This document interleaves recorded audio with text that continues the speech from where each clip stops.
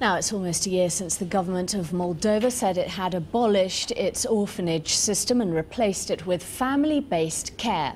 But Aljazeera has visited the country and discovered many of the communist-era institutions are still open. And it's not orphans, but children who have been abandoned by their poverty-struck parents that now make up the majority in those orphanages. From Moldova, Barbara Serra reports.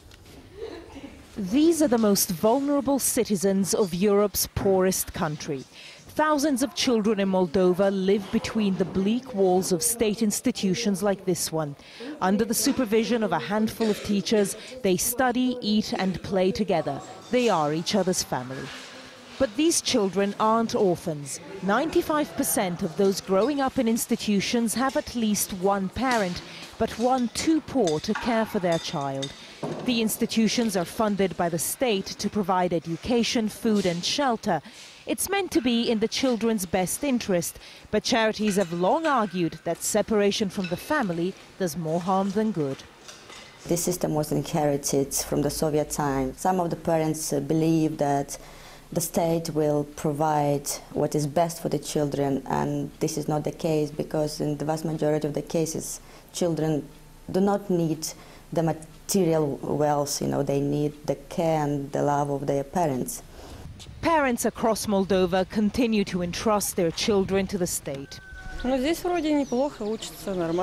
This mother explained she was leaving her son because he'd get an education here and she couldn't afford to care for him. In a few years, his sister will join him. But the children left behind don't understand the financial issues.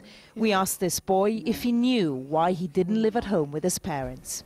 But do you understand why you're here? Tu înțelegi de ce tu ești aici, nu lângă mama ta, dar în internat? Mama nu mă iubește nici tată. Because his mom doesn't love him. There's about 13,000 children living in institutions, and many of Moldova's poorest parents still think that this is the best place for their sons and daughters. But that mentality is slowly changing, and some now think that the money invested into these institutions would be better spent reintegrating children with their families. The government is now heeding that advice. Last May, it announced the abolition of the institutional system and promised to promote family-based care.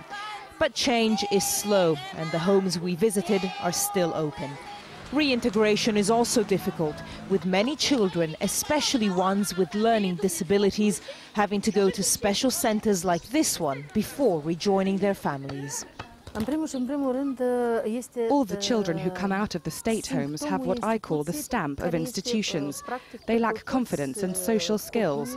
They cannot be independent at all. We have to teach them how to be part of a family. It will take time and determination to change ideas which have been entrenched for decades. More and more parents are also leaving Moldova for better paid work in Western Europe, and entrusting their children to institutions may seem the most profitable option. It will now be up to the government to make sure that no more children are systematically and needlessly separated from their families. Barbara Serra, Aljazeera, Moldova. East Timor will vote for a new president on Monday, but the election will take place amid fears over security. The lead up to the